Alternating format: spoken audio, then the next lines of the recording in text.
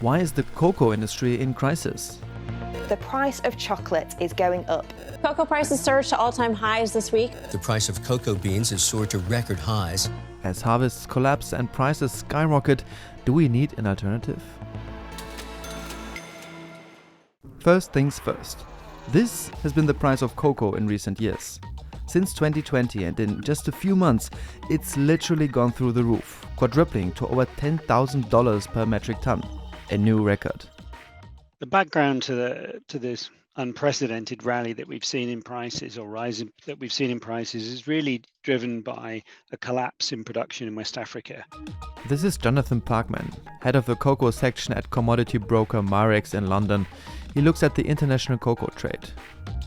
Global production, as a result, is now running well below global demand.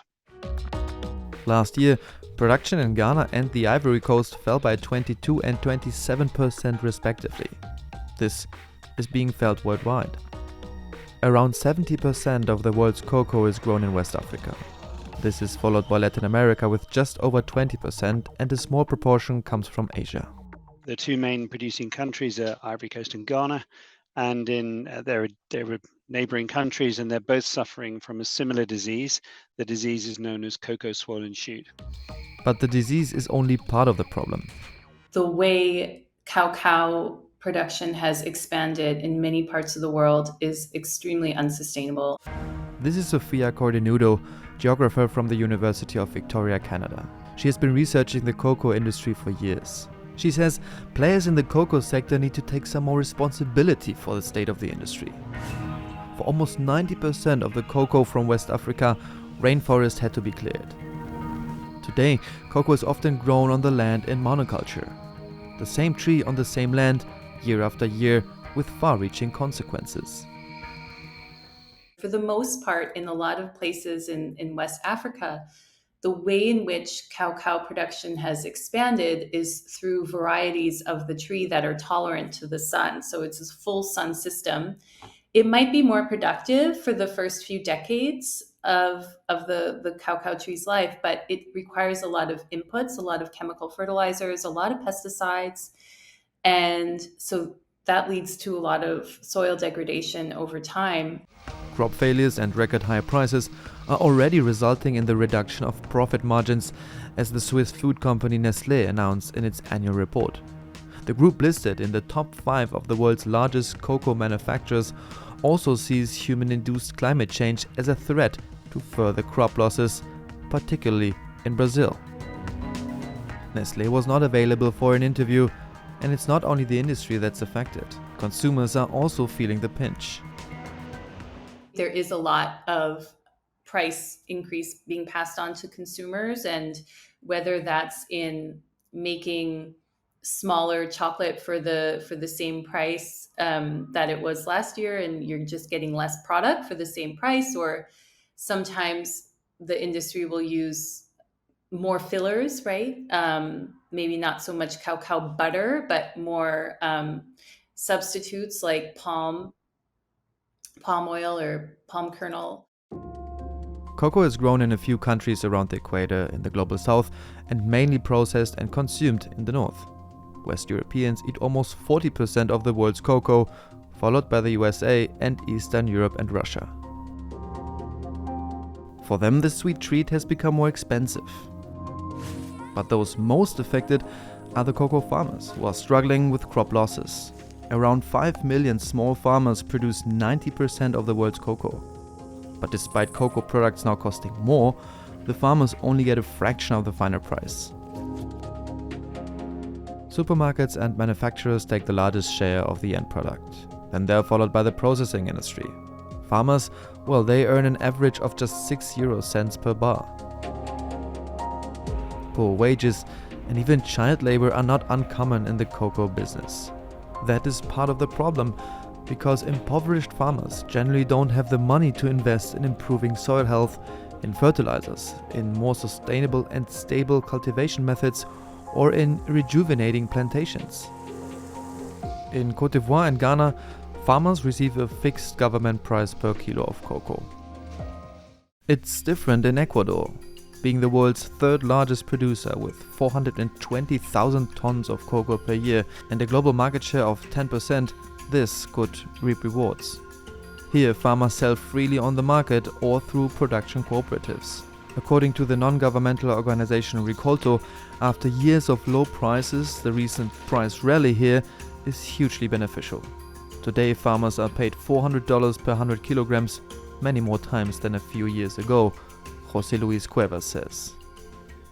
Esto implica que este ingreso importante para los productores sí ha sido bastante significativo y ha podido de alguna manera garantizar mejores condiciones de acceso a diferentes condiciones de vida para las personas, por ejemplo, para la salud, para la educación. In both good and bad times, the cost of cocoa on the world market sets the price here. More efficient and resilient cultivation methods compared to West Africa are an additional location advantage, explains Cuevas. According to him, Ecuador takes the lead in productivity per hectare. Los sistemas de producción también tienen que ser complementados y trabajados con una inversión fuerte, porque no es tan fácil manejar un sistema de cultivo que no maneje las condiciones de fertilización, de riego, de manejo agronómico del cultivo para poder garantizar una productividad. But here too, forests are being cleared for cocoa, so vulnerable ecosystems which might be sensitive to drought or lots of rainfall are a concern. And production has also fallen in the past year. But it was down within what is undoubtedly an uptrend in production. There's a trend for higher and higher production in Ecuador. We are at the testing laboratories of Planet A Foods in Planegg near Munich in the south of Germany. People think differently here. Planet A Foods doesn't want anything to do with low wages, crop failures and deforestation, but they do want to eat chocolate. Oh. It has a good snap. The young company has developed an alternative that is supposed to taste like real chocolate without the cocoa beans. Instead, they use sunflower seeds. This approach is supposed to be more sustainable and avoids issues with cocoa supply chains. The founders of the company claim that a large proportion of cocoa flavors can be reproduced. The result? A chocolatey powder, a wholly EU product. Wir haben hier unser Joviva-Konzentrat. Das besteht aus unseren Sonnenblumenkernen, die wir eben hier gesehen haben, und unserem Traubenkernmehl. Das wird in einem fermentationsähnlichen Prozess verarbeitet und anschließend geröstet. Und auf diese Art und Weise generieren wir die Aromen, die man auch von der Kakaobohne kennt. The special powder is then mixed with fat and undergoes the same process as real chocolate made from cocoa. Stirring, rolling, tempering.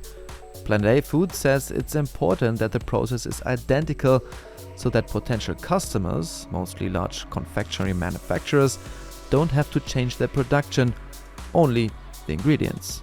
The company does not sell its own chocolate bars, but offers major brands the chance to produce their confectionery using this alternative. But does it really taste like chocolate? Es geht darum, eine hat Schokolade, die andere nicht. Ja. Genau, und probier doch einfach mal. Also wenn du hier mal einen nimmst.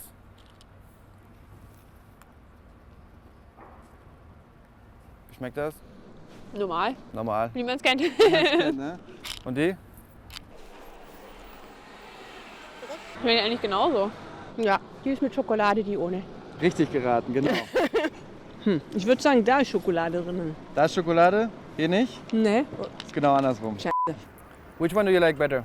I like this, Look, this doesn't have chocolate at all. but it tastes the same. What began as a startup is now available in many supermarkets in Germany. The alternative is not only confusingly similar to real cocoa, but also has another advantage in the current price battle.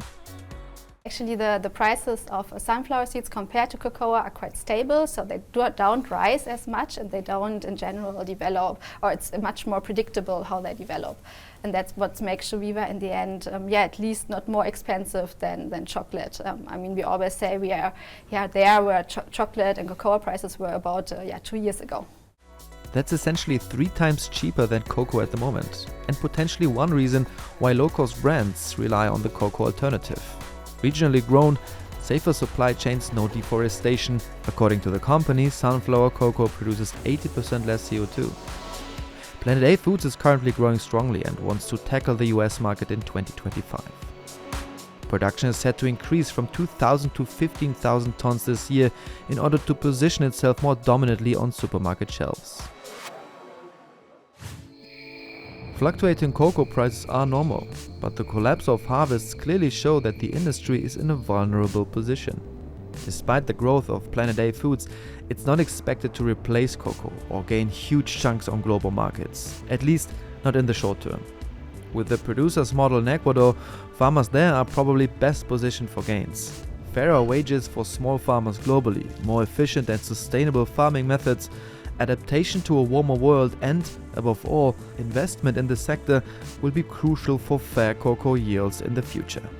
We need to incentivize farmers sufficiently that they're able to afford input, to use greater amount of inputs, fertilizer, that kind of thing. And then we should increase yields, and that will generally benefit the farmer and the chocolate eater as well. But given that to date this has not worked yet, what do you think?